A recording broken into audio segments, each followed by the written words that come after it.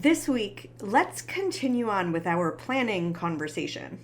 One of the big mysteries when you're exploring the travel lifestyle is, what do you do with your stuff? Let's dig into that this week.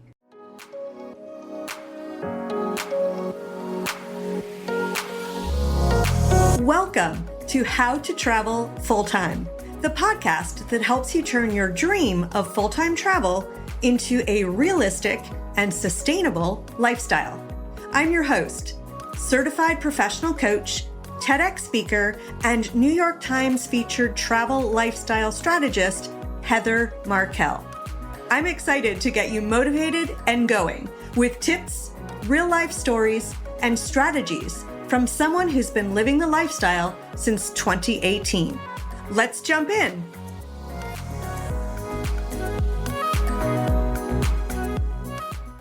In my experience, when people begin talking about or exploring traveling full-time, the conversation is usually about the fun stuff. We'll talk about the destinations they want to go to, the stuff that you need to pack, the flight deals. And that is great fodder for the dreaming. But when you get more serious about making the lifestyle happen, you start realizing there's important planning you need to do before you go on the road. And so your question will naturally shift from where am I going to what on earth am I supposed to do with all this stuff? And by this stuff, I mean your life. Your couch, your favorite coffee mug, your high school trophies, your lease, your pile of mail, and on and on. And this is the part where people get stuck. And the stuckness, ironically, is not due to a lack of options. You probably know what you can do, but taking action involves some difficult decisions, and neither the actions you could take or those decisions feel easy. So this stage can feel really heavy.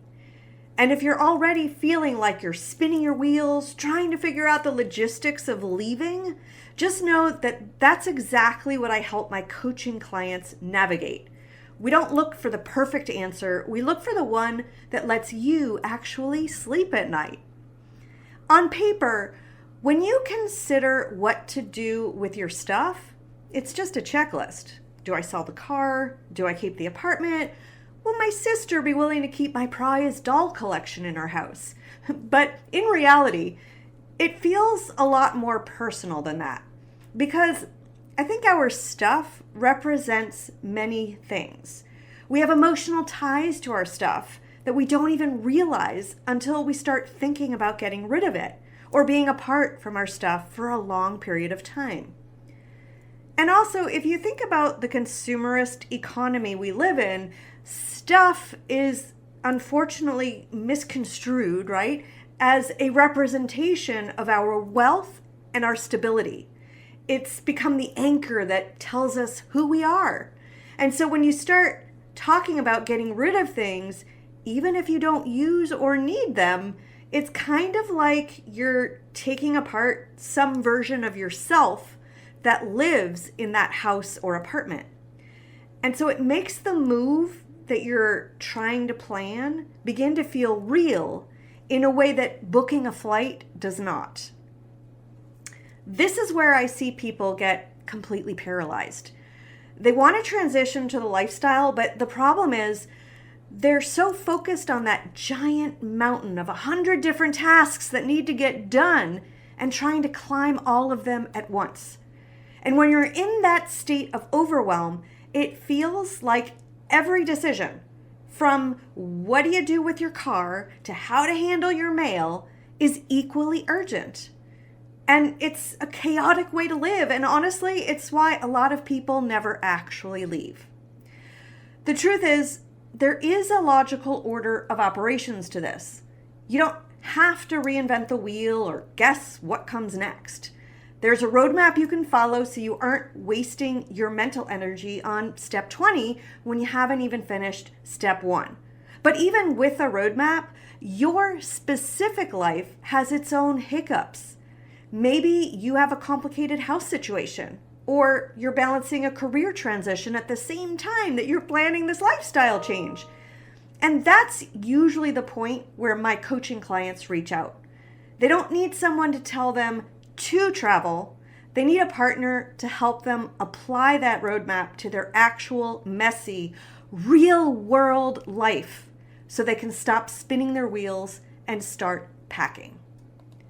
To be honest, my stuff was actually the biggest excuse that I used to stay put in place before I took off on my full-time travels in 2018. And back then, I would be dreaming about, how cool it would be to go and travel the world, but I'd look at my furniture and my knickknacks on the furniture and my kitchen appliances, and I would just think, putting all this stuff into boxes or selling it is way too much work. I can't even begin to think about it. I don't even know where to start. So I'll just not start, because it was easier for me for many years to keep that travel life idea as a daydream than to actually face the physical task of sorting through my life. And when I finally did start, it's not like I woke up one morning and did some huge dramatic purge. It was small. And I started asking myself, does this item fit into the life that I'm trying to build, or am I just keeping it because I've had it for years? And I began exploring options on what to do with my stuff and began to develop my own approach to handling it. From what I've seen for myself and others, if you try to approach the giant question, what should I do with my life, all at once, you're probably going to burn out, give up, and put the idea of full-time travel away for a while. So instead of looking at this as one huge problem, try breaking it into 4 separate buckets, or maybe more, depending on your lifestyle. But 4 suggested buckets you could use are things like your home, right? So your lease or your mortgage, your kind of gear, if you will, your furniture, your clothes, paperwork, like your mailing address and official ties. And the 4th bucket, the safety net. What are you going to keep just in case? And each bucket is full of separate decisions. And you don't have to solve the mailing address problem at the same time that you're deciding what to do with your sofa. Now, if you're looking at those 4 buckets and feeling overwhelmed, that's what we do in coaching. We look at your specific situation. Maybe you have a dog or a mortgage or a business, and we build a transition plan that actually fits your life, not someone else's. Check the show notes to schedule a coaching call that helps you move out of overwhelm and into confident action. Unless your lease is up on Friday, you do not need to solve all these questions and handle all these logistics in a weekend. And by the way, if your lease were up on Friday, hopefully you can renew it or find another living situation for a while if you need that time as another option. Because I think it's important to give yourself a long runway. If you're planning to head out in a year, and it's really good to know and start planning this if you can, like a year, even 2 years ahead of time, start downsizing now, slowly. Give a few things to friends. Sell 1 piece of furniture every month or 2. Let your brain catch up to the idea of less. It's a lot less traumatic when you do this as a slow transition rather than a frantic fire sale. Now, the reason we downsize is not just to save money on storage. It's also about mental bandwidth. I alluded to this earlier, but everything you own is kind of like a tiny bit of energy that you have to manage. I know for myself, I was really surprised to be flooded by so many memories.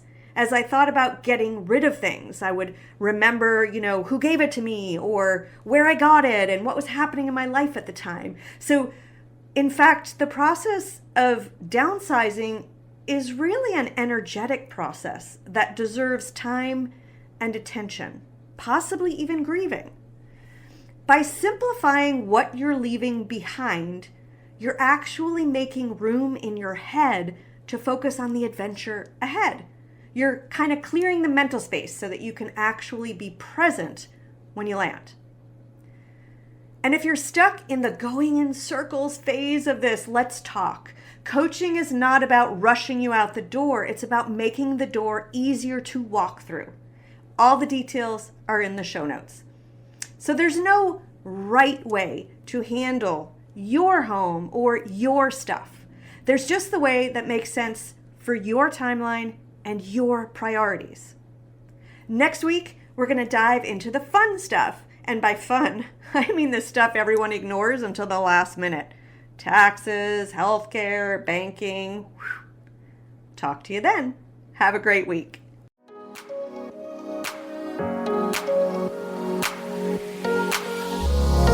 Thanks for listening. If you're ready to start living the full-time travel lifestyle, or you're already doing it and you want to make it last longer, I'd like to invite you to the Full-Time Travel Academy. It's where I offer training and coaching that helps you get clear on how to start, how to afford, and how to sustain a full-time travel lifestyle. Learn more at www.fulltimetravelacademy.com. Have a beautiful week.